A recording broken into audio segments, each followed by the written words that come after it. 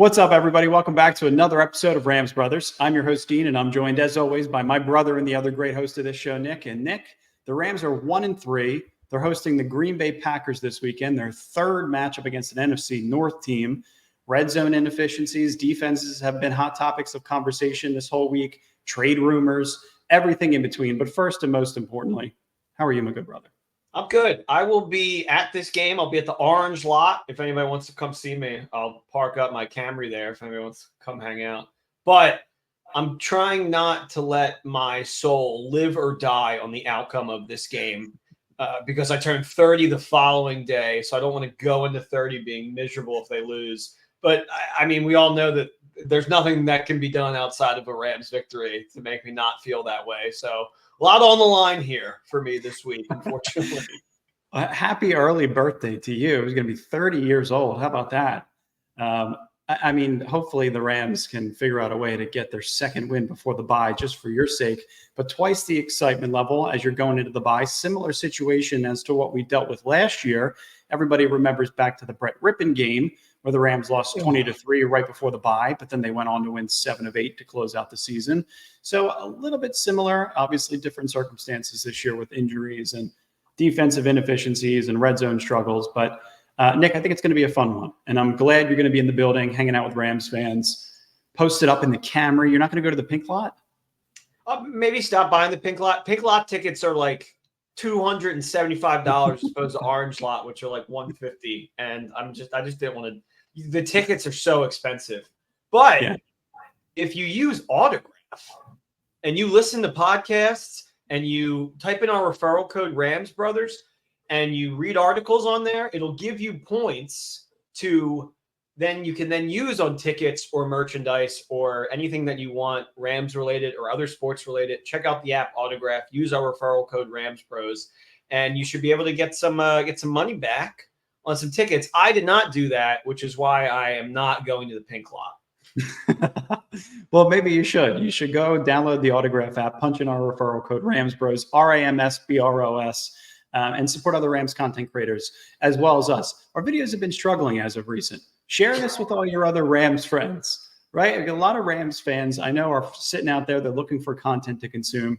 They're trying to figure out what they want to hear. You know, if they want to hear a little bit of a deeper dive into the defense, into the red zone struggles, into Coach McVay, into the trade rumors that are going on with the wide receivers. Cooper Kupp was rumored to be traded to the Kansas City Chiefs by Peter Schrager. So we're trying to make sure that it's all compiled, condensed into one singular podcast for you guys. Yes. And then you guys have all the information that you need to carry you through into the weekend. I did not know that was Schrags that dropped that. He's close with the Rams. Like he is close with McVay. So that is a little frightening. But I first of all, I love that you called out the people that the Rams fans that only intake Rams content when they're good, because I just think that's really funny. You know, we're passionate fans here. Win, lose, or draw, we care about this organization, fortunately or unfortunately, however you want to look at it. So, yeah, just a message to all the Rams fans out there. If you're listening, you're obviously passionate about the team, but, you know, don't be a fair weather fan. Care the whole time, good or bad. Yeah. We suffered a lot when we were in St. Louis. So, it'd be nice to get something back for that. Yeah, we're not trying to go back to the Jeff Fisher, Scott Linehan days. Like we're in still a good time period in terms of being a Rams fan. So share this out with other Rams fans and make sure to like and subscribe because I think this is going to be a really interesting game. The Rams are 3-point underdogs. So they're 1-3 on the season, but they're 1-0 at home. Obviously, that one home win coming against the San Francisco 49ers. The Packers are 2-2. They're 1-1 away. So if you want the Rams in the money line, it's plus 136. So not a terrible bet, but if you're kind of like looking at this game, it's a little bit difficult, right? Because the red zone struggles are there, the defensive struggles are there, the linebackers, the secondary have been playing really poorly. Pressures haven't been converted into sacks.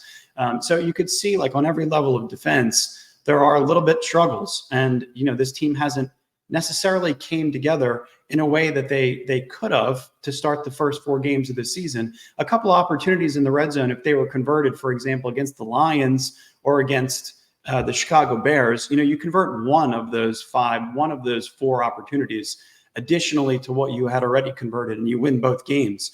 and you're 3-1. So the whole season could have a completely different outlook. But I still feel like if they could win this game, this season would have a completely different outlook. The Packers, the last 4 games, all last 4 games that the Rams played against the Packers were in Green Bay. It goes all the way back to 2021. And the Rams lost all of them. Great. But we all remember back to the Brett Rippon game, as I mentioned last year. Similar situation. Rams were all hurt. They were struggling. They were heading into the bye week the following week. They ended up going 7-1 post-bye. But the last time that the Rams hosted the Packers, which was in the Coliseum, they improved to 8-0. Nick, you remember that season in 2018. And then the following week, I think you and I were together in Brooklyn, and they lost the New Orleans Saints, and then we went to a Tenacious D concert. Yeah, I remember we were like, wow. It doesn't even matter that they lost because we're about to see the D. And we watched it on my tiny little TV in Brooklyn. You remember that? I do. Sure do. That was really, really a fun time to be a Rams fan. It was all just so exciting and new. And they came really close to stealing that game in New Orleans. And then they end up, going back there. But yeah, I mean, the last time we beat them was that game in the Coliseum, with Gurley going down early to like ice the game. Yep. And then the dude from Barstool being like, I want Todd Gurley's head on the stick because he didn't score that touchdown. I hate that guy so much. I forget his name. But either way, I think it's I feel like this year is just a really weird year for like a lot of things. I feel like there is a world where the only wins that the Packers get are with their backup quarterback, and the only wins that we get are against like really good teams. So if you want to like sift through the, like the trash heap there, I mean, we're only +3. Like there's a real opportunity here to steal this game, go into the bye, and change everybody's perspective on the Rams. But you're gonna have to do that on the ground. You're gonna have to do that defensively, and you're gonna have to, put the exclamation point on these drives and get in the red zone. And I'm tired of watching this team just struggle when they get down there, when they have one of the best backs in the league, who has been 4 for 4 this season in scoring touchdowns. Like, use Kyron Williams. It's you know what? It's definitely difficult to comprehend because when you look at the what happened with the Chicago Bears, like once they got there, just to look at this, red zone trips against Chicago, number one, they only ran one play. It was a 3rd and 3 on Chicago's 18-yard line. Colby Parkinson, it was a play that was intercepted, then reversed. It led to a field goal. Ronnie Rivers, they went to on the second possession for 5 yards. They got to Chicago's 18, and they were kicked out of the red zone because of the 2-2 Atwell offensive pass interference. The third series, they had that really nice stretch run for 14 yards to Kyron, then a 2-yard run to Kyron, and a pass to Parkinson for 7 yards. And then, Kyron went on a first down and then 3 straight passes, which was just for a gain of 2 yards total. It led to a field goal. 3 straight passes when you don't have Puka Nacua or Cooper Kupp. And then the fourth series, they were 1 of 4 in the red zone. And then the fourth series, they just went to Kyron back to back to back. And that stretch run was actually in the fourth series. So my mistake. But they ended up just going Kyron all the way down to the goal line and ended up scoring a touchdown. But that's where I think it gets really frustrating. And then the defensive side of the ball too, like you got Darious Williams designated to return. He's been limited in practice both today and yesterday. So at least you could get some potential help in the secondary, which is, something that's definitely needed. Trey White's been struggling. He has one of the higher passing ratings allowed by a cornerback in the NFL. Both safeties, Cam Curl and Cameron Kinchens, have the 2 highest passer ratings allowed by safeties in the NFL. So the secondary is really struggling. But the best way to fix a struggling secondary is to get home and finish the job against the quarterback. And the Rams are generating such a high pressure rate. That's why all of this is so confusing, because I thought this was such a crazy stat that I wanted to make sure to share with you guys. Without Aaron Donald, the Rams pressure rate has increased year over year from 35.3, which was 16th overall last year, to 41.3, which is 1st overall per NFL Plus. They're one of the 3 defenses with at least 4 players with 10-plus pressures this season. Jared Verse, Braden Fisk, Byron Young, and Kobe Turner. And Baltimore and Minnesota are the other 2 defenses. So, you're just missing. You're just missing on red zone opportunities. You're just missing on sacks, which will then in result make the secondary look better. You're really close to closing these kind of situations out. 1 more touchdown in the red zone, 2 more sacks in the Detroit game, in the Chicago game. And like I mentioned, this team's 3-1. It is really, when you break it down like that, it's like, get out of your own way, at least on offense, particularly like McVay. It's like, coaching genius. We get it, but you're playing like Chicago. Just get out of your own way and like find ways to get in the red zone. Don't make everything so cute. You don't need to do 3 pass plays in a row. That's just not going to get you in there. And then the defense, I know that these guys are young, but you have to find a way. And hopefully this week with a somewhat injured Love, they can just, see red, bull horns just go, or Rams horns. What am I saying? Bull horns. Ram horn. Just go right at him. And hopefully he's not as evasive because of his injury. And you can just actually bring him down. And I think pressure is going to be my key. I know Dean has his own keys, but I think generating pressure on Jordan Love is the key to winning this game. And then not being penalized so much on defense. Yeah, and finishing the play. And Jordan Love right now is 0-2 on the season. So they're coming off playing Kyler, Brock Purdy, and then Caleb Williams. So all quarterbacks are pretty elusive.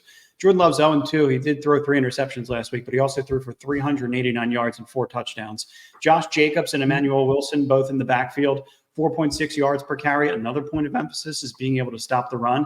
And you know how you do that? You play gap and a half. You have better linebacker play. You don't miss as many tackles as you've missed so far this season, which the Rams are second in the league with 30 missed tackles in total. You're going to see Jaden Reed and Dontavion Wicks. They're both the leading target getters with 22 targets each.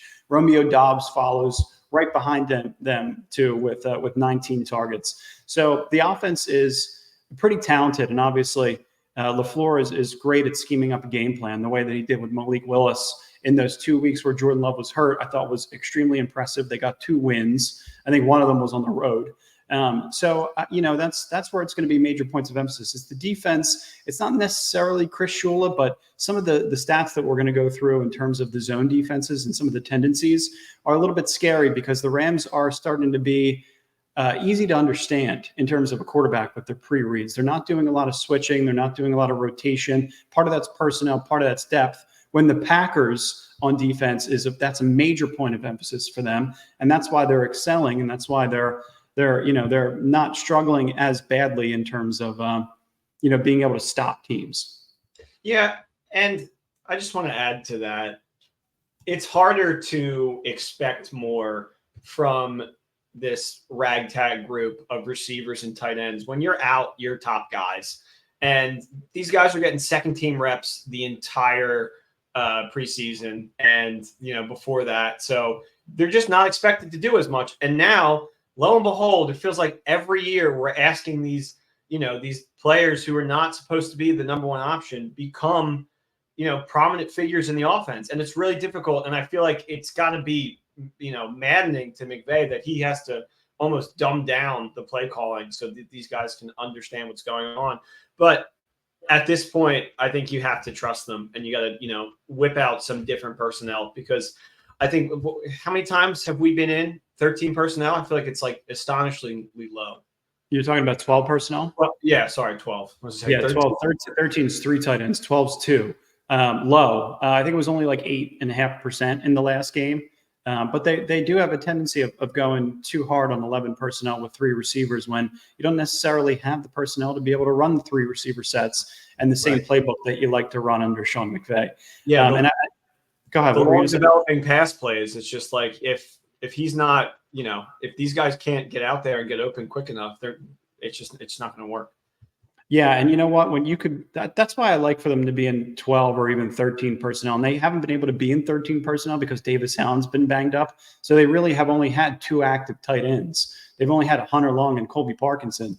But in the red zone, like if you look at their red zone trips, they're 27th in red zone touchdowns. They're tied first in red zone trips per Jordan Rodriguez. So they've been getting there. They just haven't been able to cap off drives. And a lot of that is, like you mentioned, you get a little bit too fancy. Some of that is poor execution. Some of that is kind of shooting yourself in the foot, like on the Tutu Atwell offensive pass interference that took them out of the red zone. You had to settle. So like those kind of situations, I think, have been kind of rearing their ugly heads. But Sean McVay, in terms of efficiency, I think he's doing a hell of a job just to be able to get his team prepared and have them just be able to execute on the things that they can control, even down some really important skill players in Puka Nacua and Cooper Kupp, and still missing 2 offensive linemen. So, yeah. At least it was just Jordan Whittington's birthday. Everybody plays well on their birthday. Jordan Whittington looks like he's going to be a good player, He especially does. taking on all of the Cooper Kupp responsibilities. That's a lot to do. Yeah, I would like to give a shout out to Whittington and Tutu. I feel like both of them have shown valor over the course of these last couple games, even if they haven't been fantastic. There have been plays where they have looked really, really good, and that's what you want to see. It's hard to be as consistently good as Puka and Cooper Kupp. Yeah, Coop is still the leading target getter by about 8 targets, but Tutu Atwell is the leading receiver on the team right now. And Tutu Atwell was recently on the Kay Adams show, and he was the one that said Coop ain't going nowhere when the Cooper Kupp and Andy Reid and Kansas City Chiefs drama came up with Peter Schrager. But Tutu Atwell was like, nope, he's not going anywhere. We still need Cooper Kupp. He's an important member of the organization. Tutu, he's always in the room. He's teaching everybody. Where are you going, Tutu? We thought you'd be out of here at this point, unfortunately. We thought you'd be gone at the start of the season.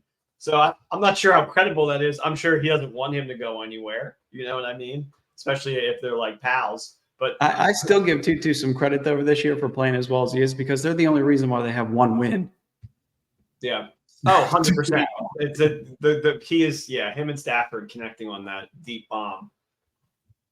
I mean, it's a difference in that San Francisco game. Yeah, so this defense, I think there's some awkward matchups. We talked about Cam Kitchens and Cam Curl and Trey White and their inability to play as well as we initially had thought. But you're going to get Darious Williams back eventually. You might not get him back for this game, but you could. You could at least get him in limited fashion. Akello Witherspoon's back. Eventually, you're going to get John Johnson back. So I think that the secondary is going to recover and get better. But the Rams, so far, 198 zone coverage plays. That, in terms of defensive snaps, ranks 7th most in the NFL. So they're getting a little bit predictable in terms of some of their tendencies. So right now, the Rams own the 6th highest explosive pass plays allowed rate, which is 16.7. They own the 3rd highest yards per coverage snap average, which is 7.8. And they rank 2nd worst in both expected points added, which is EPA, and allowed per play, which is 0.3, and also positive EPA allowed rate, which is 58.3. So a lot of numbers there, obviously, but it just goes to show like how much the secondary is actually struggling without a pass rushing unit that can finish the job. And Jordan Love, we mentioned, he threw the 3 interceptions last week, but he threw for 389 yards and 4 touchdowns. Oh, yeah. He right now ranks 6th in terms of yards per pass attempt against the zone at 8.2. And Caleb last week was really down. I mean, it was like 5.5 yards per attempt last week. They were just kind of dinking and dunking, throwing screens, short game, and they were able to take advantage there. The Packers had to throw to get themselves back into that game. So I think those numbers on Love are a little deceiving to show like how versatile he really is, just because it was like pass because they just needed to. They couldn't stick to the run. They were already behind. Like that's true.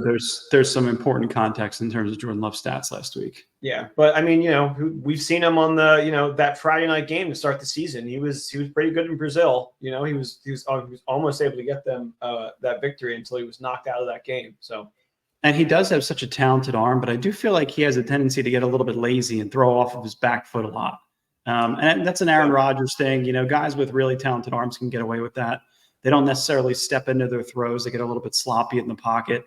And sometimes that's due to, a lingering knee issue or whatever it could be. So there's definitely an opportunity against Jordan Love. But what also kind of scares me is the run defense, right? Because they're also 6th worst in EPA allowed per play against the run. They're 5th worst in average depth per tackle. So they're not hitting anybody until 4.72 yards on average. They have the 2nd most missed tackles in the NFL at 30. And you got to be able to fix those things. You got to be able to play gap and a half. You got to be able to load up on the front, which they're starting to do a little bit more. You're starting to see Neville Gallimore get up there, 5 guys on the line of scrimmage, Bobby Brown, Kobe Turner, 2 ends. So, I do think that they're starting to adjust a little bit, but you got to be able to get off blocks and you got to get better linebacker play. So if you're one of those people that wants Troy Reeder and Christian Rosewood to be gone, I totally understand where you're coming from. Yeah, I mean, I do too. If they lose this game and it just becomes a Packers just like scoring fest, I think there's some serious conversations to be had about Chris Shula and the defensive coordinator position.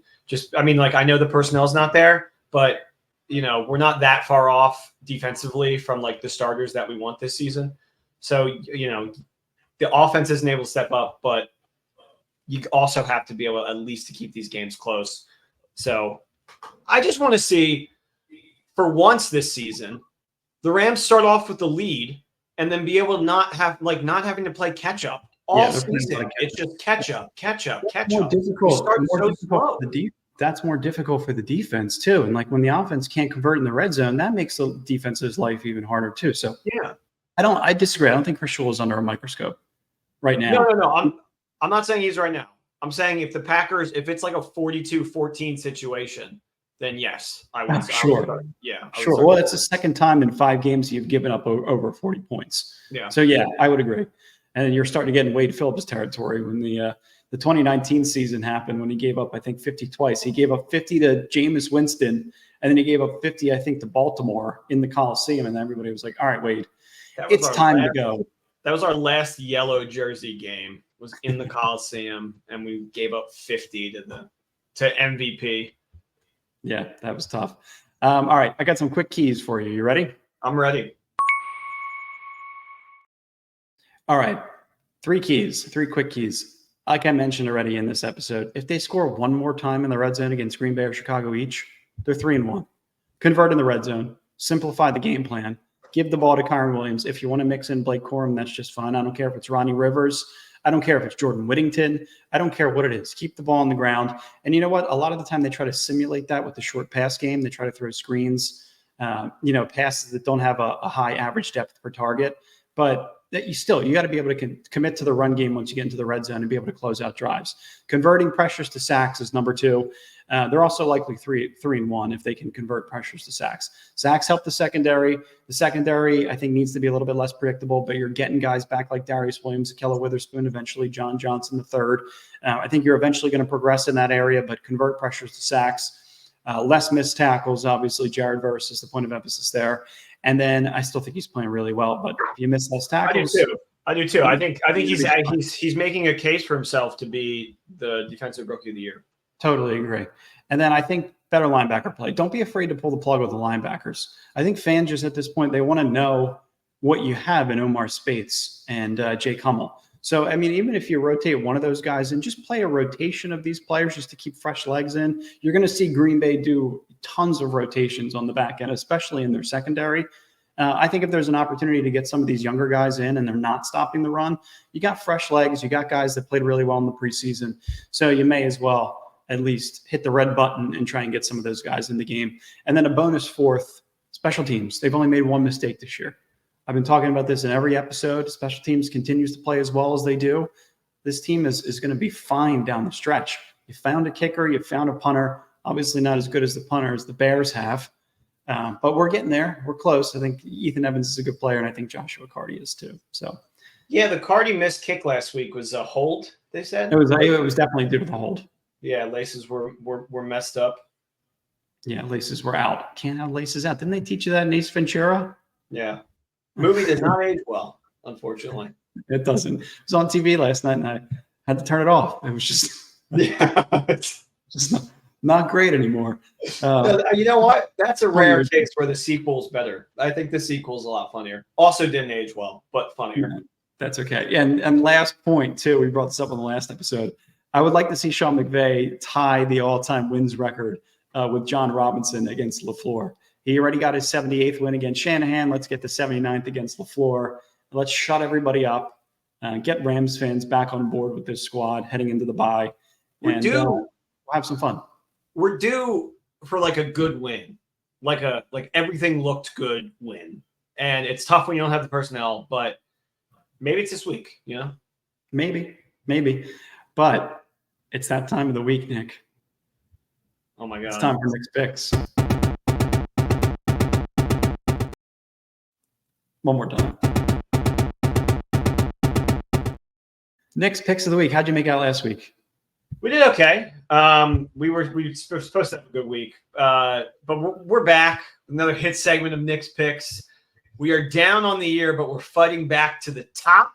I love the slate this week. Autograph begrudgingly said yes to another theme song. Thank you to our sponsors. I read the comments. They said the theme song was too low. They had to turn up their volume to hear it. So I tried to match I'll make it. I was going to say, I just made it a little bit louder, so it should be better this week. I hope it doesn't blow out our speakers. It shouldn't, but you never know with these Rams Brothers producers. So let's hear it. Let's hear it go.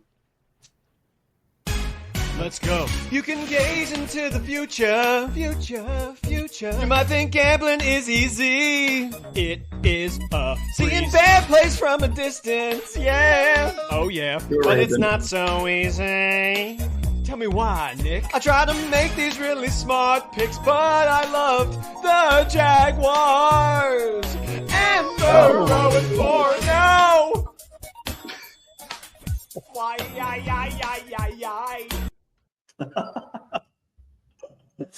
All right, that's the winner so far. That beat Joe Hendry.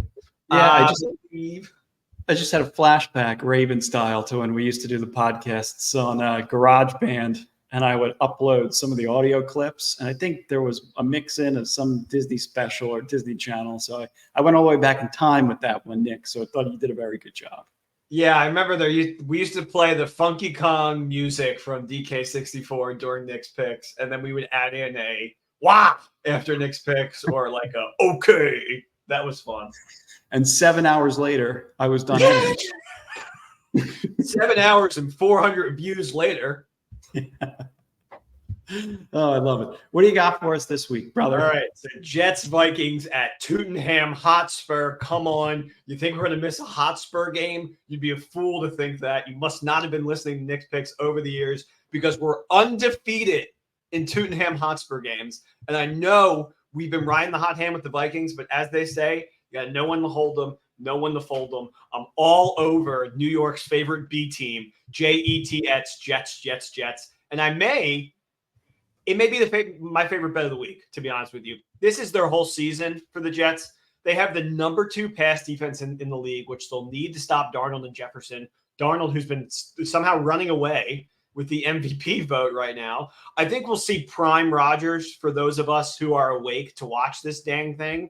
The Vikings are capable of scoring a lot. We've seen it all year, but let's not count on those Jets to not match them. I think it's going to be a high-scoring, fun, early morning game. I think they'll be able to hang with the Vikes, keep up scoring, maybe even sneak out with the win. But my favorite bet of the week, give me Jets +3 and over 40 in the early morning window. 22-24 Jets win. I like that. And how about Sam Darnold cooking up a really good game against the Packers last week? I think threw for 3 touchdowns and 275 yards and no picks. Yeah, Darnold is I think so much of what we do here as like football commentators is it's like a lead actor in a movie, the quarterback. Like if the movie was really bad and it suffers, but the lead actor was good, people are like, oh, well, at least the quarterback was good and vice versa. It's just not, it's so there's so much that goes into these quarterbacks and all the scheming that they have to do. And Darnold was in 2 terrible situations and now he's in a good one. And who's to say the Vikings might go on and be NFC championships this year? You could be totally right. What do you got next? Giants at Seahawks. I like the Giants at this number, +6.5. This was the same number they were at 2 weeks ago with the Browns. We hit on that, and they won the game outright. I don't love the Giants, but they're better than collectively everybody thinks they are. They should have won that Cowboys game. A lot of bad calls. They couldn't hit the red zone, bad red zone efficiency.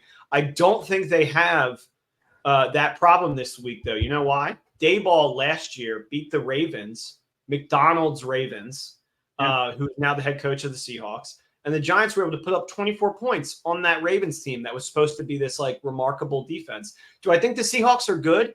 I honestly can't tell. Their record is deceiving, and they're down a lot of defensive players. Geno Smith looked great on Monday night. But I think that Lions defense there are a lot of holes in it. And there's a lot of players that they kept those drives alive with so many penalties on that Lions defense. It would be nice to see the Seahawks lose, but I'm not saying we get a Giants win. I just think we get a Giants cover, 19-21. Giants, maybe they fall short, but we're sitting fine with our +6.5. Yeah, I think that's a good call. And I think that Mike McDonald defense is the same defense that the Rams scored how many points against last year? 37 to drive that game into overtime? Or was it 31-31 and the Ravens won with a punt return? Yeah. and put up 37. So, I mean, yeah, McVay scored over 30 points against that defense last year. So I'm interested to see how that game goes as well. Yeah. So you want to just put me full screen here, brother? We lost you. Let's do it. Hold on. Let's see if I can come back.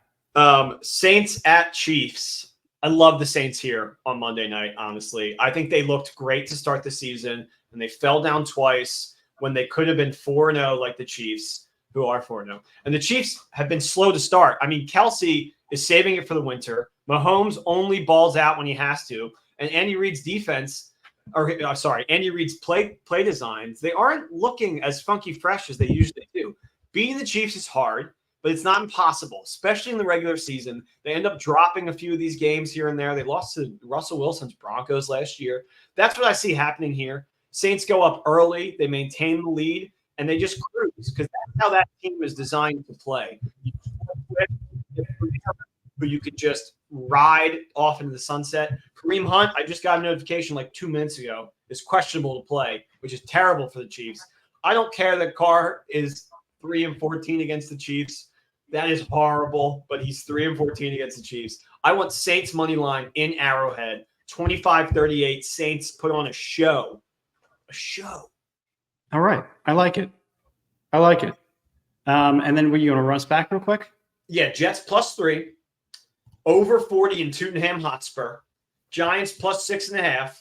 Give me Saints money line. And then my quick pick, I'm taking Justin Fields in prime time over the Cowboys. Steelers money line. Oh, I like it. That sounds fun. How about that? That's going to be a lot of fun. I'm gonna enjoy this week of betting. Let's flash something on the screen here so we ignore the issue of my camera dying. But Nick, I like your picks. I think they're going to be good again this week. I'm riding your picks. My lock of the week is going to be, I don't know. I like the over last week and the over hit against the Bears and the Rams. So I'm going to take the over again in this game of 46.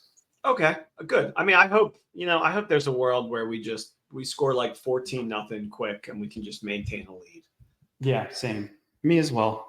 It's going to be fun. We appreciate you guys. Thank you guys for listening. Make sure to like and subscribe. We got a lot of fun content headed your guys' way. Nick, your picks have been awesome. Your theme songs have been even better. And we appreciate you guys, as always. And go Rams. Yeah, go Rams, guys. Horns up. Support your local podcasters by listening, liking, subscribing, and doing all that and sharing. And we appreciate you guys. Take care. As always, peace. Go Rams.